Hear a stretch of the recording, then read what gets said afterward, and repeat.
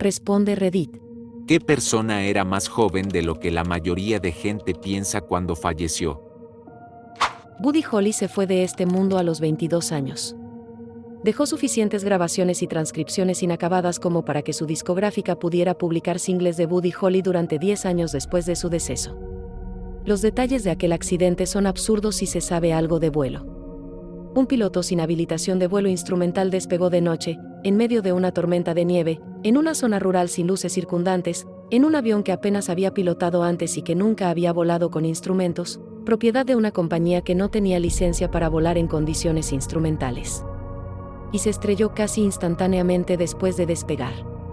Fue prácticamente como si hubiera sido adrede. Las fotos del accidente son brutales. Por lo que leí hace tiempo, el avión sobrevolaba un pastizal, empezó a caer, una de las alas tocó el suelo y el avión volcó no sé cuántas veces. Los chicos salieron literalmente despedidos del avión por las ventanillas haciéndoles varios cortes. El piloto fue encontrado todavía dentro del avión, por supuesto. Buddy Holly y Richie Valens aterrizaron boca abajo con muchas heridas, cráneos exponiendo el órgano que contenían. El Big Vape fue lanzado más lejos aterrizando boca arriba. El forense dijo al hacerle la autopsia que su cuerpo estaba tan roto que el forense tenía que tener mucho cuidado al moverlo, se caía literalmente a pedazos. Muchos años después, el hijo adulto del músico hizo que exhumaran a su padre, lo trasladaron a un nuevo ataúd y lo enterraron de nuevo. Miró el cuerpo de su padre. Él, por supuesto, nunca conoció a su padre porque aún no había nacido. El accidente de Buddy Holly es la razón por la que las familias son informadas de los incidentes antes que el público en general. Al parecer, su mujer se enteró al mismo tiempo que todo el mundo, por las noticias de la televisión. Martin Luther King tenía tan solo 39 años. Marilyn Monroe tenía 36, aunque en general, este era más joven que ellas. Marilyn Monroe y la reina Isabel II nacieron el mismo año. Eso también resulta sorprendente. De hecho, faltarían como 2 años para los 100 años. Sí, nacieron en 1926. Otro dato es que Martin Luther King nació el mismo año que Ana Frank y Barbara Walters. Mi abuelo es mayor que las tres y sigue vivo, y estoy seguro de que muchos tienen algún miembro de su familia de esa edad o por alrededor que respira este aire. Pero si me mencionas a cualquiera de ellos, siento que vivieron hace muchos más años atrás. Alejandro el Grande tenía 32 años. También conocido como Alejandro Magno. Hace unas semanas estaba hablando en el trabajo y mencioné a Alejandro el Grande. Mi interlocutor nunca había oído hablar de él. ¿En serio? Le dije, ¿eres persa y nunca has oído hablar de Alejandro el Grande? No. Conquistó medio mundo y acabó con el imperio persa. Oh, debes referirte a Alejandro de Macedonia, nosotros no lo llamamos el Grande. Sí, tiene sentido. También conocí a una chica inglesa de ascendencia persa que no creía que Alejandro venciera a los persas porque ninguno de nosotros estuvo allí, ¿verdad? No lo sabemos con seguridad.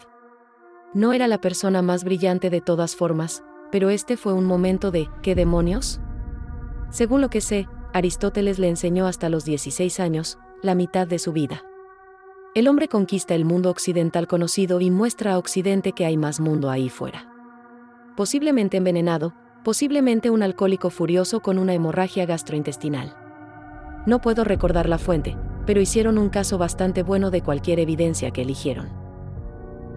Bruce Lee tenía tan solo 32 años. Luego su hijo tuvo el mismo destino cuando solo tenía 28. Lo mismo con Chalino Sánchez. Su vida acabó a los 31 en 1992. Su hijo, Adam Chalino Sánchez, partió de este mundo a los 19 años en el 2004. Ambos eran exitosos cantantes regionales mexicanos, vinculados con gente peligrosa. ¿Saben a qué me refiero? Tupac solo tenía 25 años cuando pasó. Biggie tenía 24. Es una locura lo jóvenes que eran los dos, son leyendas y la historia de sus peleas y el término de sus vidas se ha convertido, tristemente, en algo pasajero en el tiempo. Y no creo que nada de eso sea exacto, y los hechos serán historia perdida o dictada por las personas que los conocieron, que siguen vivas. Boletta sigue viva. Afeni falleció hace unos años. Y creo que son las dos únicas personas que realmente pueden hablar sobre lo que les pasó a sus hijos. Para ponerlo en perspectiva, Eminem nació en el 72, Tupac en el 71 y Biggie en el 72, es realmente chocante. Especialmente cuando consideras el mejor momento de Eminem, ellos podrían haber lanzado unos cuantos Game Changers entre 1997 o 2005 solamente. La otra cara de la moneda, ¿hubiera Andre Romelle puesto atención en Eminem si Tupac hubiera vivido? ¿Envejecerán Biggie y Tupac con gracia a los 20, 30 y 40 años o seguirán el camino de Ice Cube y Snoop Dogg? Tupac ya tenía una prometedora carrera cinematográfica, me encantaría ver si la mantiene. ¿Cuántos? ¿Y sí? Snoop Dogg es como esa persona de los juegos de rol que termina la misión principal y ahora se dedica a vagabundear haciendo misiones secundarias. Como hacer un programa de cocina con Martha Stewart. Los músicos del Titanic, que tocaron hasta el final, cuentan, la mayoría de ellos tenían poco más de 20 años, jóvenes con un futuro brillante por delante. Joe Kume, uno de los violinistas, tenía una novia embarazada en Escocia. El mayor era Wallace Hartley, y solo tenía 33 años. Su leyenda y su sacrificio se ven un poco diferentes cuando te das cuenta de lo jóvenes que eran todos ellos, valientes como el demonio. He visto la película Titanic tantas veces que el final ya no me hace llorar, pero esta escena con los músicos que se quedan atrás es la que siempre me emociona. Edith, la mamá con los niños pequeños en la cama, siempre me pone triste también. La pareja de ancianos en la cama que simplemente aceptan su destino. Si no recuerdo mal, esa escena se basó en una pareja real que murió cuando se hundió el Titanic. Por eso también les choca a algunos. La pareja rechazó los botes salvavidas, diciendo que habían vivido una vida plena y que estaban felices de morir juntos. Por extraño que parezca, su descendiente era la mujer del tipo que llevó ese estúpido submarino a ver los restos del naufragio y todos los que iban en él murieron. Wendy Roos, esta no era la lección de vida que la pareja de ancianos intentaba dar. Otis Redding tenía 26 años. Acababa de grabar Dock of the Bay, pero no vivió para verlo publicado. Escuchando su música, es absolutamente asombroso que su voz increíblemente conmovedora perteneciera a alguien tan joven. La historia de Dock of the Bay es que la parte de los silbidos era solo un marcador de posición para otro verso que planeaba añadir, pero nunca tuvo la oportunidad de hacerlo. Mama Cass de Te Mamas, Te Papas solo tenía 32 años. 4 años después, Kate Moon terminó de la misma forma, en la misma habitación, a la misma edad. Y que conste que no se atragantó con un bocadillo. Ese rumor se inició porque el Daily Express publicó una entrevista especulativa que un médico hizo minutos después de ver su cuerpo y un sándwich junto a su cama. La autopsia reveló que su final llegó debido a un ataque al corazón, posiblemente tras someterse a numerosas dietas de choque. Bob Marley tenía 36 años. Lo más triste es que probablemente podría haber sobrevivido si sus creencias religiosas no hubieran interferido en su tratamiento médico. Y Prince. Si se hubiera sometido a una operación de prótesis de cadera, habría sufrido menos dolor, no habría necesitado analgésicos, no habría caído en la adicción ni habría fallecido prematuramente. Simplemente horrible. No sé por qué no llamamos a los testigos de Jehová sobre esto. Sabemos que afectó tanto a Prince como a Michael Jackson. Imagina a todas las no celebridades que viven en un sufrimiento silencioso debido a este culto. Al Capone tenía 48 años cuando se fue, y tenía 26 años cuando se convirtió en el jefe del de Chicago. A veces recuerdo que tengo 26 y me pregunto, Dios, ¿qué estoy haciendo con mi vida? No el suficiente, al parecer. James Dean tenía 23 años. Estoy seguro de que muchos californianos ya lo saben, pero yo estaba de vacaciones y me topé con la última gasolinera en la que paró James Dean. No fue una parada intencionada, simplemente giré al azar por esta carretera desértica y vi una gasolinera a lo lejos y pensé que todo el mundo necesitaba estirar las piernas. Al acercarme me di cuenta de que no era una gasolinera cualquiera. Era casi un mini museo dentro de una gasolinera. Había objetos al azar detrás de un cristal que supuestamente eran suyos y pequeños carteles con información sobre él y aquel fatídico día. Jackie Kennedy Onassis tenía 64 años cuando ocurrió, en 1994. Si hacemos cuentas, todas las primeras damas posteriores a ella eran mayores que Hillary Clinton. Tenía 32 años, nació en 1929 cuando se convirtió en primera dama. Lady Bird Johnson nació en 1912. Pat Nixon nació en 1912. Betty Ford nació en 1918. Rosalind Carter nacida en 1927. Nancy Reagan nacida en 1921. Barbara Bush nacida en 1925. Hillary Clinton nacida en 1947. Anissa Jones, Buffy en Familia Fire, partió a los 18 años. Tenía muchas sustancias en su organismo.